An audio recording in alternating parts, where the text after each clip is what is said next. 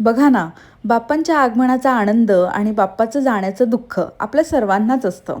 पण गणपती बाप्पा जेव्हा आपल्या घरी आलेले असतात, तेव्हा घरातील ते चैतन्यमय आणि आनंदी वातावरण एक वेगळंच सुख देऊन जात असतं. आणि त्याचबरोबर घरी येणाऱ्या पाहुण्यांची रेलचेल आणि गणपती बाप्पांच्या निमित्ताने होणाऱ्या भेटीगाठी ज्या आहेत, त्या वेगळाच आनंद देऊन जात असतात. रोजच्या रोज आपल्याला नवीन नवीन गोड पदार्थ बाप्पांच्या प्रसादाच्या निमित्ताने खायला मिळत असतो. तर आज बाप्पांचा विसर्जनाचा दिवस आणि दरवर्षीप्रमाणे आम्ही जो महाप्रसाद बनवतो आणि त्याचीच मी इथे तयारी करत होते. आतापर्यंत व्हिडिओ बघून तुम्हाला अंदाज तर आलाच असेल की मी काय बनवते. तर 3.25 किलो बटाट्याचे मी बटाटे वडे बनवणार होती आणि 1.25 किलो बेसनचे लाडू असा हा महाप्रसाद होता. तर आता हे बटाटे वडे जे आहेत ते मी तळणार आहे सिद्धसागर यांच्या शुद्ध अशा शेंगदाणा तेलमध्ये.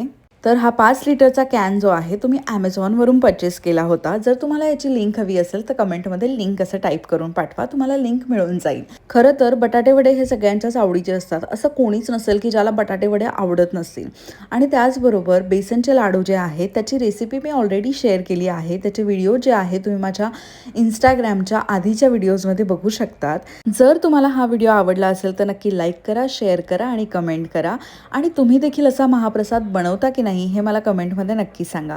चला भेटूया नेक्स्ट व्हिडिओमध्ये. गणपती बाप्पा मोरया. बाय.